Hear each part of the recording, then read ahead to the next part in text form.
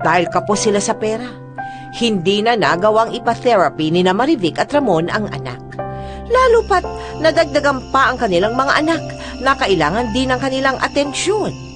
Sa paglipas ng mga taon, si Marivic na lamang ang nakatutok kay Tyson. Buong pasensya niya itong tinuruan ng tamang paglilinis sa sarili at pagkilos para siya ay hindi mapahamak o madisgrasya. Pogi! Ha? Ayan! Sige na. Pogi na. Sige na. Pogi na eh. Ano na naman nangyayari sa tatay ninyo? Ikaw talaga, Ramon, maloko ka.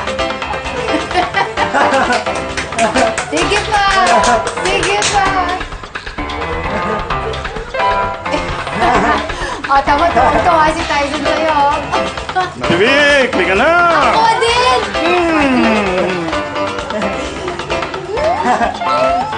Yeah? Yeah? Yeah? Yeah? Yeah? Di ba ganyan talaga? Yeah? Yeah? Yeah? Trinong tawag namin dito, ha? Di ba, no? Oo. Caterpillar mo yun. What?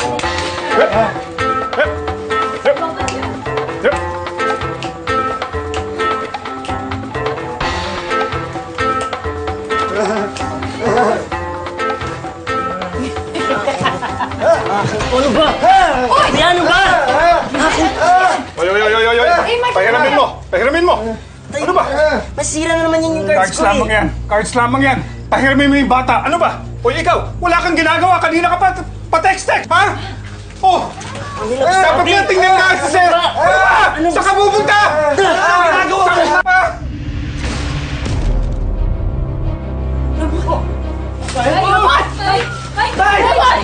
Sandali! Cedric! Ano tatay mo? Cedric! Ano mo? Kumuha ka ng tulong sa labas! Okay na, Cedric. Dali mo na yan! Dali natin sa ospital natin. Tay! Tay! Ramon! Ramon! Nang sumakabilang buhay si Ramon, lalong nahirapan sa pinansyal na aspeto si Marivic. Napilay ang pamilya nila at mas lumaki ang responsibilidad niya sa pag-aalaga ng 5 mga anak. Hindi pa po natin bayad yun. Lahat po nang nakuha natin sa tindahan, di pa po yun bayad. Bali 3,500 po yun ay. Saka yung nautang po natin sa 5,600, 8,000 po yun. 8,000? Eh, kulang na pala to eh. Nagastos pa natin yung mga binigay ng tito't tita ninyo. Nay, paano na po tayo? Eh, paano nga ba? Eh, di tuloy ang buhay. Papasok ako ulit dun sa sa patahian. Siguro naman kukunin nila ako ulit. Malamang sa hindi. Okay lang yan. Nay, ako, maghanap ako ng isang trabaho. Kailangan niyo ng pera. Siguro, pagtapos sa pagpapanaderya at pagtitinda ng tinapay, baka pwede pang rumakit. Si Mang Noli, naghahanap ng mason para sa construction site nila. Kaya mo ba yun? Oo! Ako pa, Nay. Ito. Talaga? Ako rin ay kukunin ko na yung trabaho dun sa bayan bilang magbabantay ng computer shop. Total, tuwing umaga lang naman po yun, kaya kaya ko. Okay yan, mga anak. Pero huwag mong kakalimutan yung pag-aaral mo, ha? Importante yun. Opo naman, Nay. Ha? Opo. Yan ang mababait ng mga anak ko. Ba? Diba? Bahala sa... Saan si Tyson? Salamat, Kuya. Saan si Tyson? Ha? Nakita niyo ba kung saan pumunta si Tyson? Ha? Tyson? Hanapin niyo sa likod. Tyson?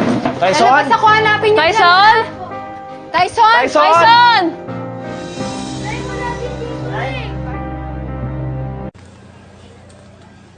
Tao po!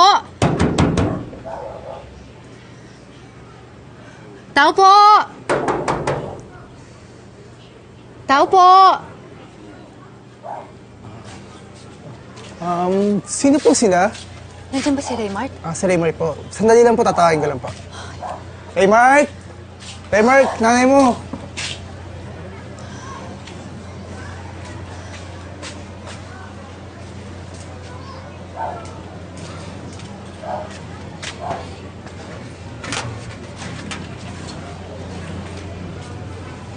Ano ba, Raymart? May bala ka pa ba umuwi? Bakit puro pagbabarkada na lang inaatupag mo, ha? Ano ginagawa niyo dito? Wala, ma. Dito lang naman po kay na Patrick tumatambay. Tambay pa ba yung tawag dyan? Parang gusto mo na dito tumira. Yung kuya mo, muntik na naman makatakas kagabi dahil humabol sa'yo. Hindi naman po ata nakatakas, di ba? Sa kasalanan ko ba kung humabol siya? Hindi naman, May. Hindi mo kasalanan? Alam mo namang ibang pag-iisip ng kuya mo, ha? At paano kung nakatakas siya? Tutulong ka ba sa paghahanap? Hindi ka nga namin maasahan? Wala naman po sakit yun eh. Nakakaintindi naman yun. Masyado nilang binibaby. Basta paborito. Sabi mo? Ulitin mo ang sinabi mo. Huwag kang bubulong-bulong dyan. Paborito niyo po. Di ba totoo naman? Parang siya lang yung anak niyo eh. Kaming mga anak niyo, hindi niyo na kami iniintindi. Parang si Kuya Tyson na...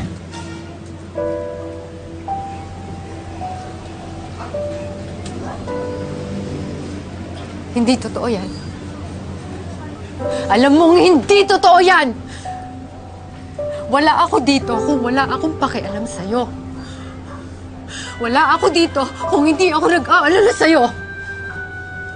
Kailangan ko lang tutukan ang kapatid mo dahil alam mo namang hindi siya normal na mag-isip katulad ninyo. Raymart, hirap na nga ang pamilya natin.